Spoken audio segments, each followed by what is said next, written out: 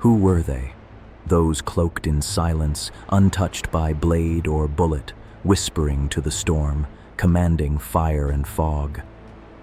The Kharakternyky, warriors, seers, magicians, or simply the most feared of all the Cossacks. In this tale, we walk through veils of smoke and scripture where fact dances with legend and every echo carries a name. Where history meets the unseen.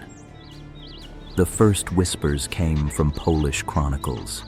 Bartosz Paprocki writes of a Cossack who hexed every musket so that no bullet could harm him. In the Malleus Maleficarum of 1614, soldiers carried cards, Kharaktery, enchanted talismans, said to make them invincible.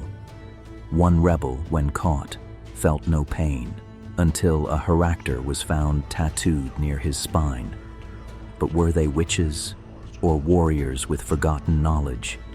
Magic or mind? Some say they conjured storms, made bullets turn in the air, and disappeared in plain sight. Others claim it was discipline, illusion, and an iron mind sharpened like a blade. So who were they, truly? Sorcerers, strategists, or both? This is their story, be the essence of the Kharakternyky. They were not like the others, not merely warriors, not simply scouts. They were Kharakternyky, the unseen shield of the Zaporozhian host, the chosen, the feared, the untouchable. Their presence on the steppe was a whisper and a storm. They knew when to vanish, when to strike, and when to speak silence into their enemies' hearts. Ordinary Cossacks crossed swords. Kharakternyky crossed into the unseen.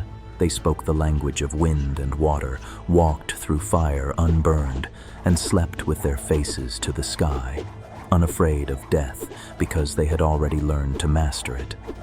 Of death and burial. When they died, they did not die like others. They were buried face down. Why? So the sun, the giver of life, would never find them again. So their spirit would not rise. So their magic would stay dead. This ancient rite echoed far into the past, to the Scythians, to pagan fire priests, to the wild wisdom keepers of old. Even in death, they were feared. The ancient lineage. But where did they come from? Their roots stretched deep, into pagan temples, into forest groves, into the breath of gods long forgotten. Some say they learned from the Volkvi, Slavic priest-magicians, others from firewalkers of Scythia, still others from whispered songs of the wind in Perun's oak. They trained not only in weapons, but in spirit. The Kharakternyky was not taught, he was awakened. And supernatural powers and legends. Whispers rise from the old steppe. They spoke of men who defied the laws of nature, men or something more. The unbreakable. They say bullets feared them, swords turned aside. These were no mere warriors, but shadows in human flesh. Legends whispered of Cossacks walking through musket fire untouched, a well-spoken charm, a whisper into the barrel of a gun, and the bullet would simply lose its way. Their enemies called it sorcery. Their comrades, character. Character beyond flesh and fear. Harm mist, mana, and the mirror. They vanished like smoke. They walked on water, summoned fog, and made whole armies miss their path. The mana, a spell of illusion, a swirl of fog, a ripple of shadow, and you'd see what they wished, or worse, what you feared. They were said to command the mist, to melt into rivers, or reappear in the heart of a storm. And they saw. Through enchanted mirrors, over mountains and miles, they watched, they waited. They knew. Metamorphosis and the beast within. Have you ever seen a man become a wolf? Have you watched a shadow walk on 4 legs? They did. The tales say some change their shape, not through magic alone, but through will. Cats whispered to them, ravens circled above them, and wolves, they were the wolves, eyes glowing, blood silent. These were not spells, these were awakenings. Mind, illusion, and the power of fear. Was it truly magic, or was it the mind, disciplined, trained, focused to the edge of fear itself? Some say they were no magicians, but masters of human psychology. They moved without sound, stared without blinking, made a man drop his sword without touching him. And when the fog settled, the battlefield already knew their name. To call them magicians would be wrong. To call them mere warriors, a lie.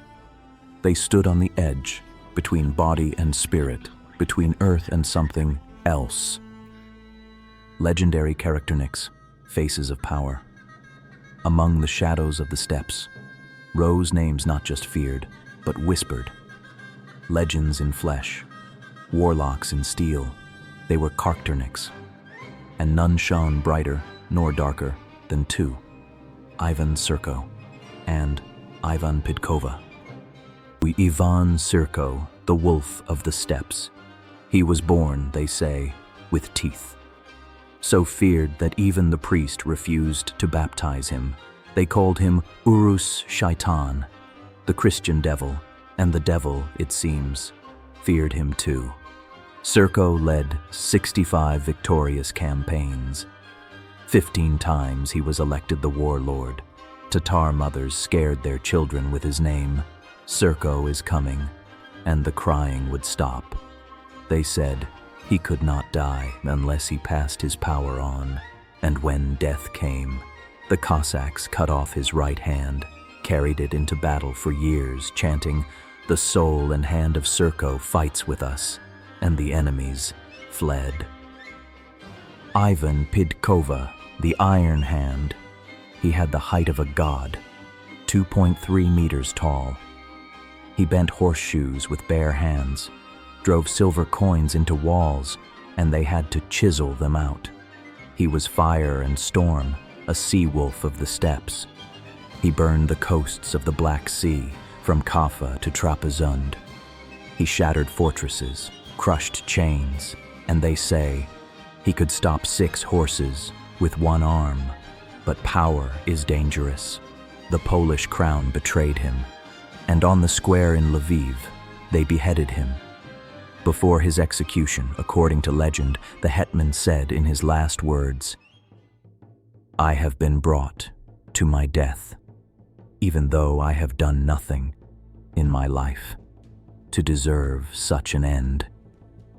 I know one thing, I have always fought bravely, as an honest knight, against the enemies of Christianity, and I have always acted for the good and benefit of my homeland.